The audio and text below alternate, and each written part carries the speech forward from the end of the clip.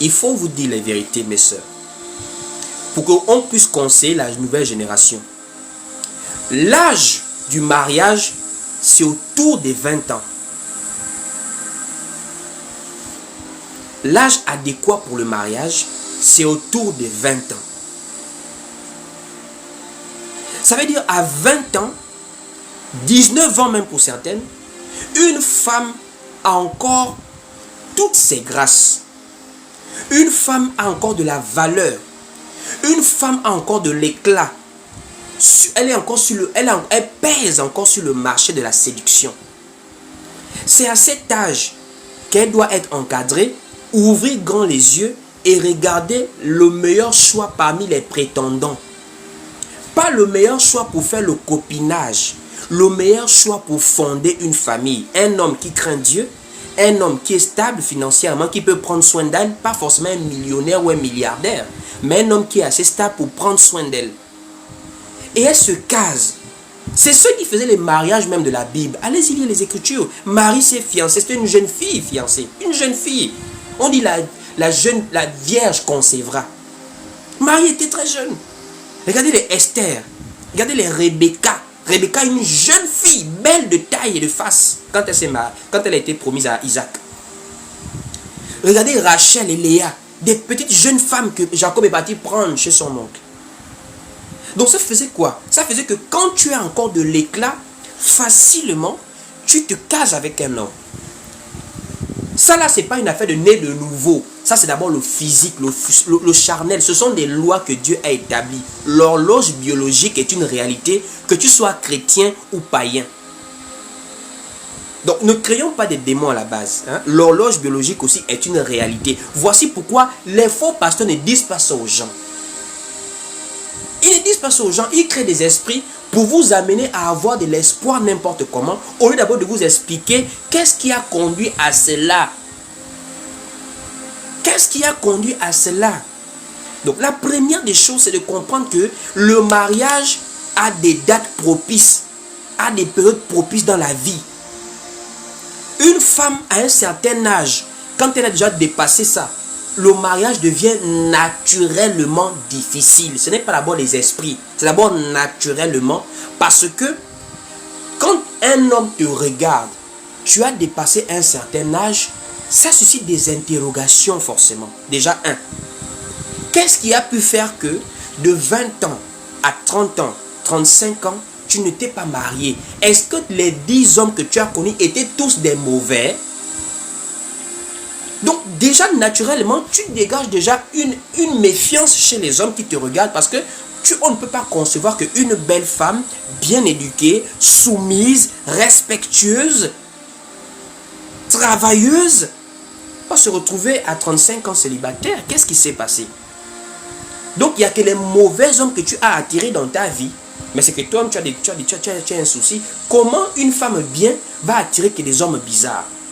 Soit tu ne craignais pas Dieu, tu as d'abord mené une vie, tu as d'abord, comme on dit souvent, tu as d'abord fait la vie, mais quand tu fais la vie, il y a des conséquences aussi plus tard.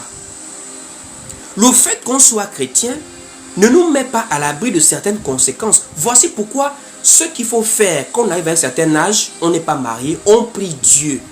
Que Seigneur, j'ai fait des erreurs. Je reconnais avoir mal agi. J'ai mal marché. J'ai donné mon corps. J'ai fait des choses. Je ne demande plus que c'est mon droit. Je n'ai plus cet âge. Je n'ai plus cette grâce. Je demande maintenant, Seigneur, je t'en supplie, accorde-moi cette faveur. Voici pourquoi en réalité, c'est l'humilité qui précède la gloire. À un certain âge, mes sœurs, demandez la faveur de Dieu. C'est maintenant Dieu qui peut te faire grâce. Que tu rencontres quelqu'un qui le craint et qui prend soin de toi, qui t'aime. Parce qu'il y a aussi des femmes, même si elle est âgée, elle peut rencontrer un homme bien, ça existe. Elle a même des enfants, elle rencontre un homme bien, ça existe.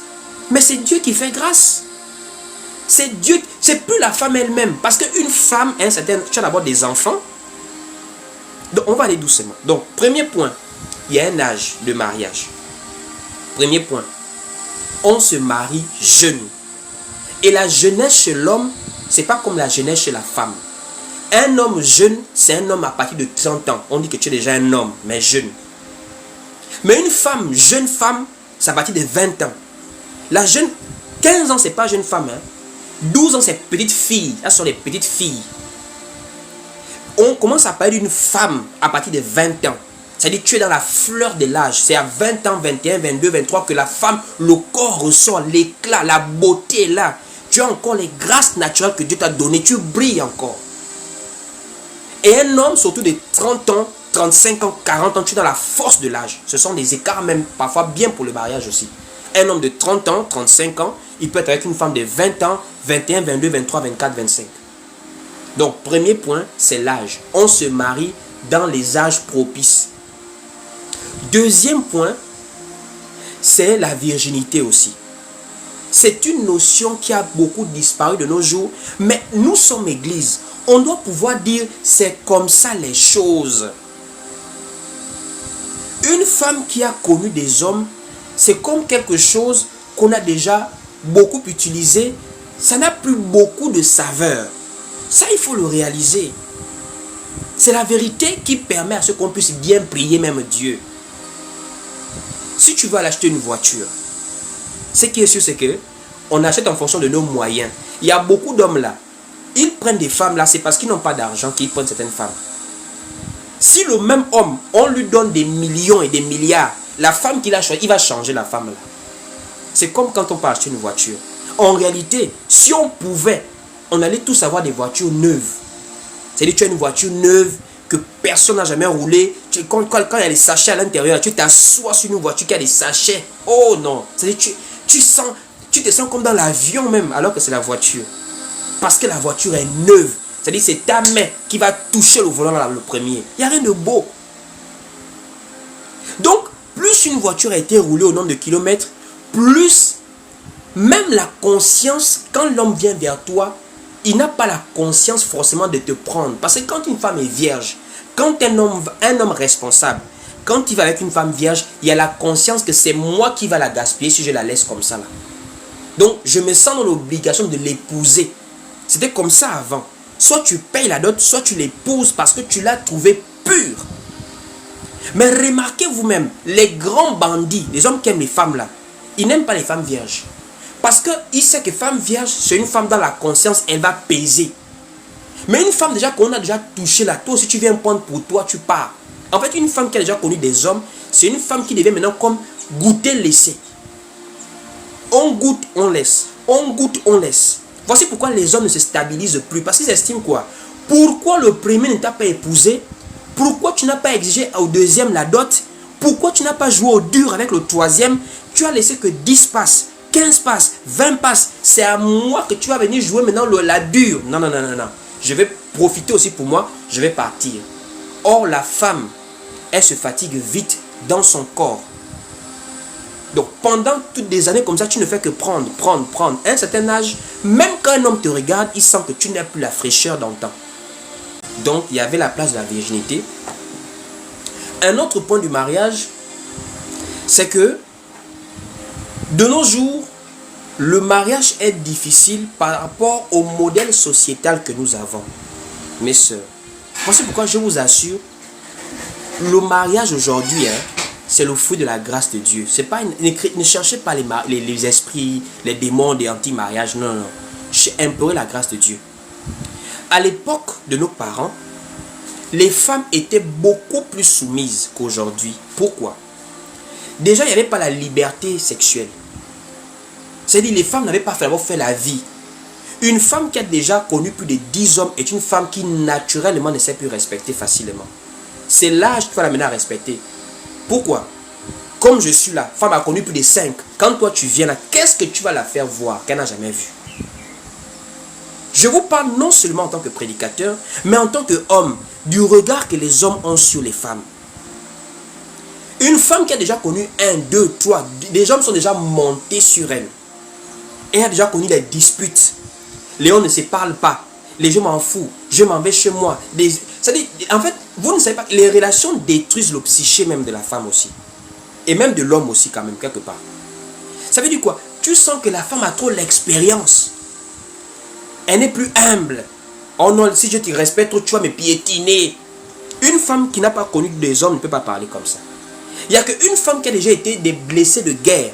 Quand elle te rencontre, tu deviens pour elle comme celui qui ne va pas lui faire ce que les autres lui ont fait dans le passé.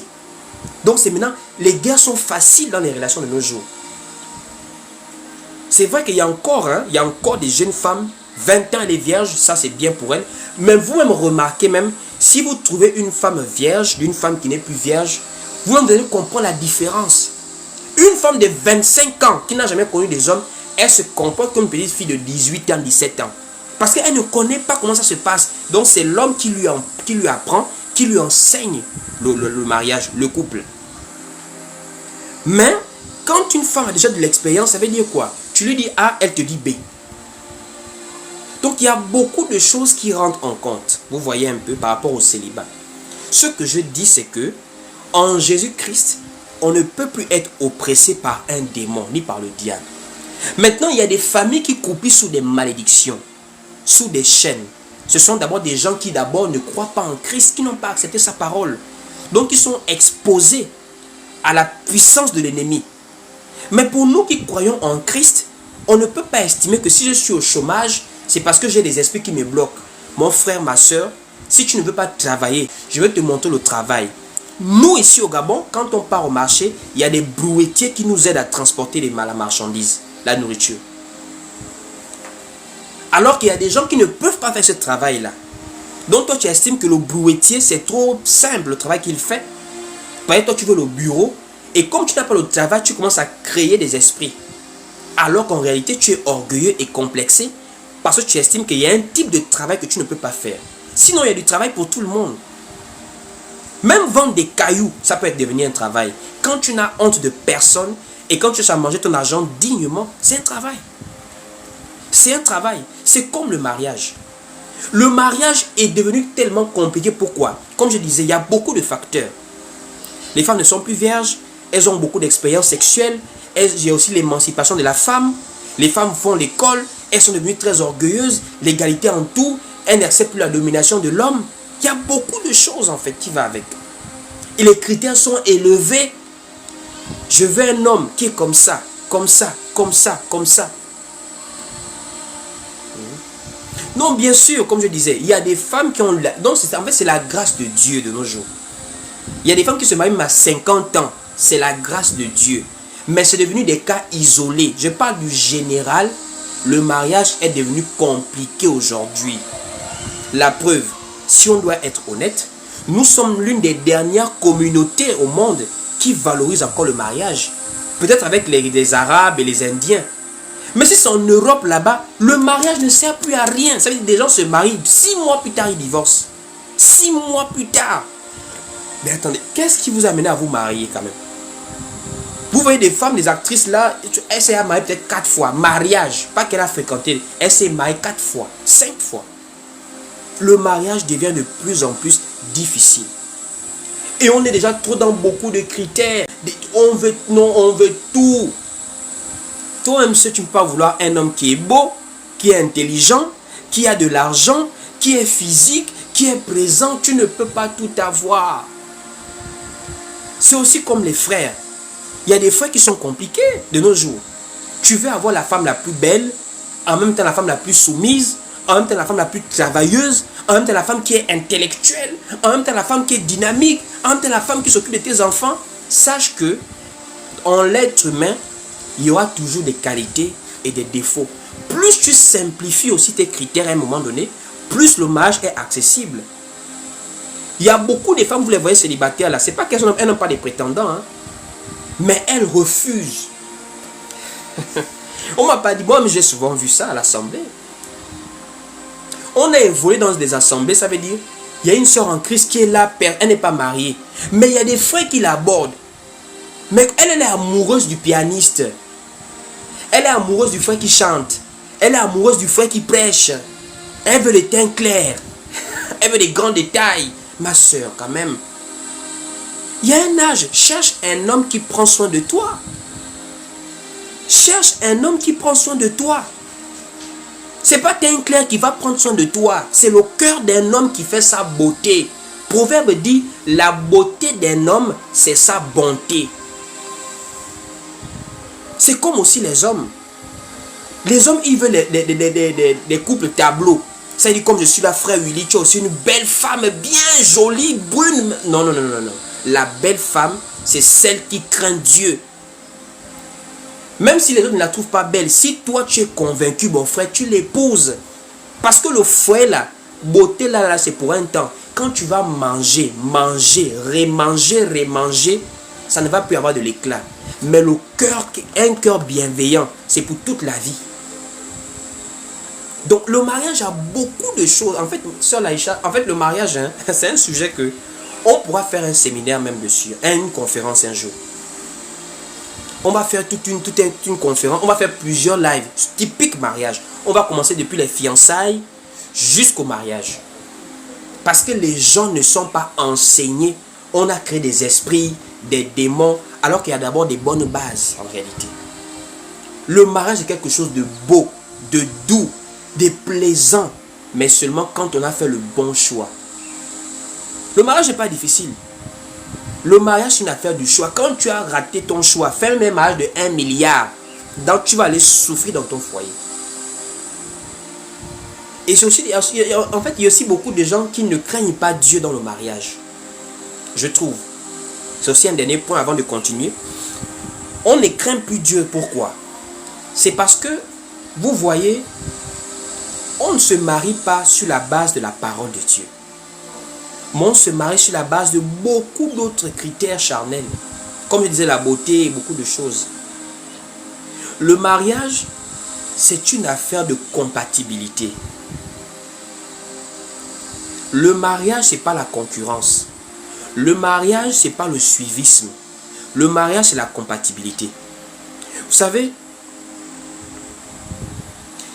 prêcher la parole, hein, vous ne savez pas à quel point c'est difficile de prêcher la parole. Comme nous sommes devant vous là, c'est difficile de prêcher la parole. Pourquoi? Parce que tu es un donneur de leçons.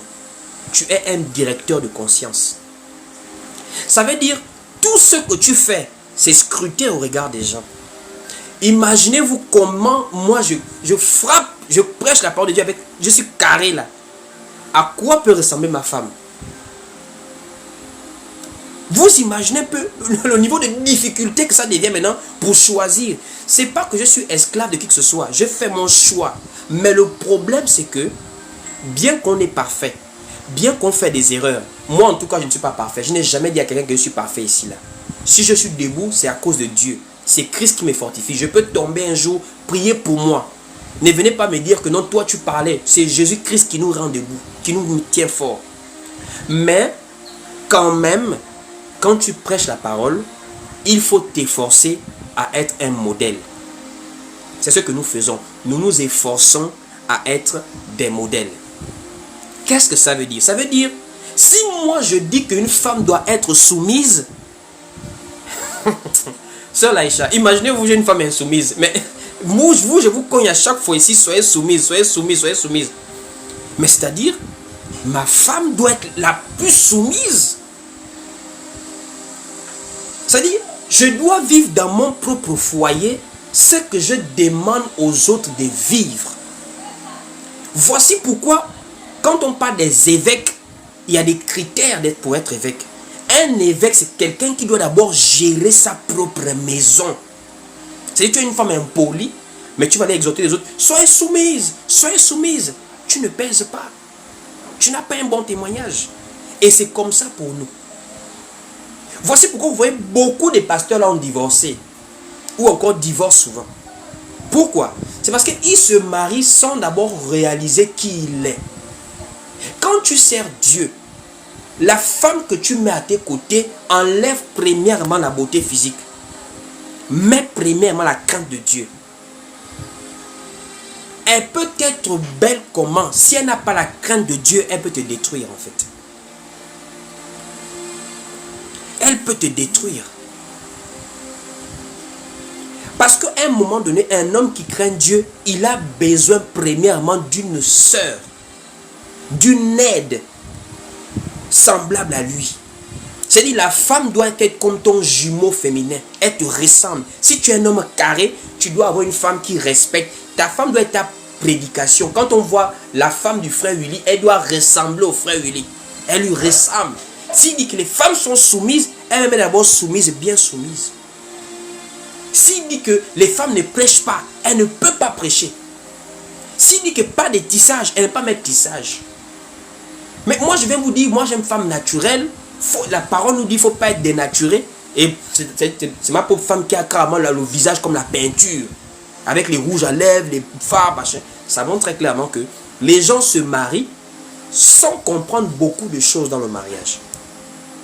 Et nous, on vous prêche cela, c'est pour éviter le scandale.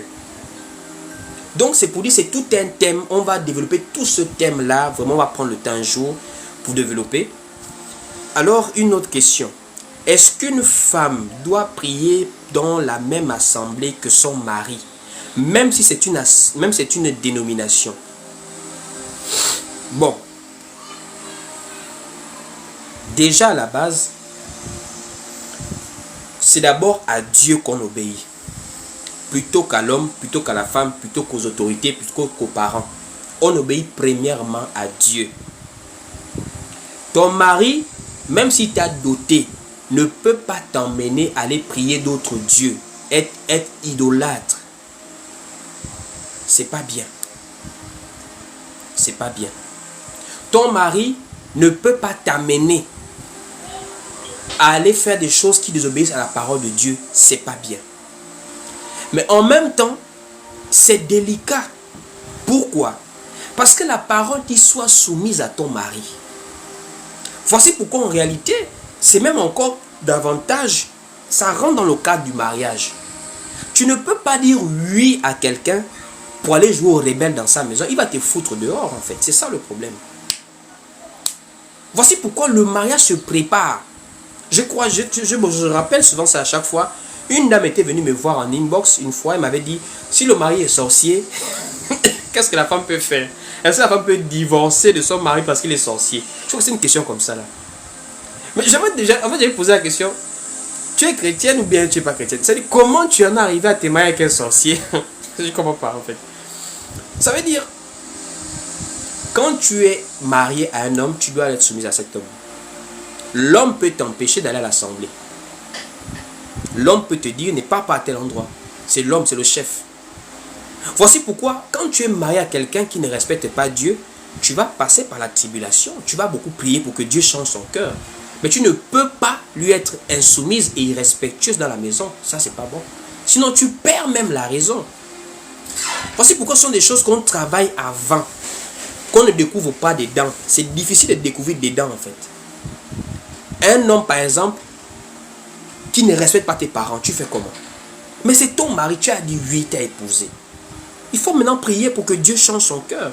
Mais tu ne peux pas dire parce qu'il ne respecte pas tes parents, tu vas sortir de sa maison, tu ne l'obéis pas. Non, non, non, non, ça devient compliqué. Mais c'est vrai en même temps qu'il faut faire la volonté de Dieu.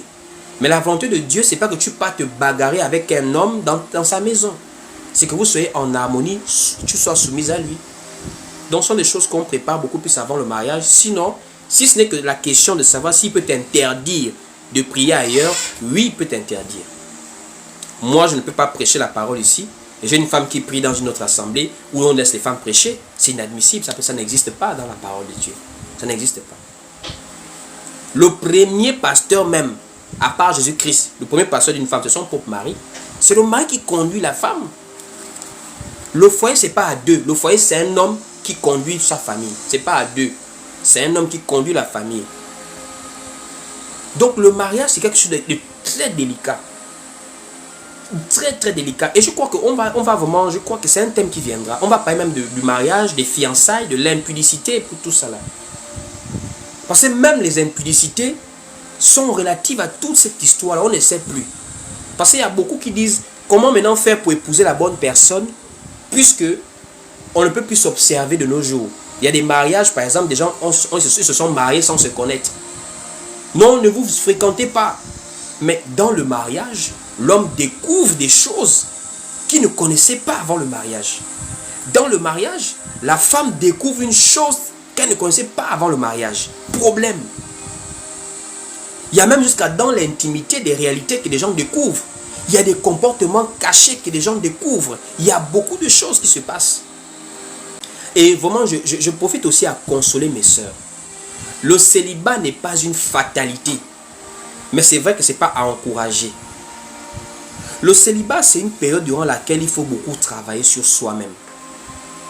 Il faut se préparer au mariage. On ne se prépare pas au mariage quand le conjoint est là. Même si je ne sais pas s'il y a des gens de moins de 20 ans qui me suivent ou 30 ans sur ce live. C'est quand tu es encore seul que tu te prépares mieux pour le mariage. Apprends à travailler la tempérance. Apprends à travailler par exemple le dialogue. Il y a des gens qui ne savent pas dialoguer dans le mariage. Le dialogue. Il y a des gens qui ne sont pas humbles, qui ne savent pas s'excuser. Excuse-moi. Oh non, femme, quand elle n'est pas fâchée, elle se met au lit. Tu dois comprendre que c'est du manque d'éducation, ça. Quand tu as mal agi, tu te demandes pardon, tu t'excuses. C'est quoi donc tu t'es mal comporté, tu vas au lit, il doit comprendre que tu es en train de t'excuser. Ce sont des gens qui ne sont pas éduqués, en fait. Donc les gens vont dans le mariage avec ces réalités-là, quoi. Une femme qui ne s'excuse jamais, mais qui est impolie. Un homme qui ne s'excuse jamais, mais qui est arrogant. C'est gravissime. Vous voyez des avares dans le mariage. Il y a des gens qui sont avares dans le mariage. Il est avare, hein? Il ne connaît pas partager. C'est-à-dire quand tu le vois, il est propre, bien, il mange chic, mais il arrive à la maison toujours comme un fauché. Il y a des hommes comme ça. Il y a des femmes qui aiment leurs parents plus que leur propre famille qu'elles ont fondée. C'est-à-dire il y a des femmes, elles aiment sa mère plus que son mari. Elle aime son père plus que son mari. C'est que tu n'es pas encore faite pour le mariage. Tu ne peux pas aimer ta mère plus que ton mari.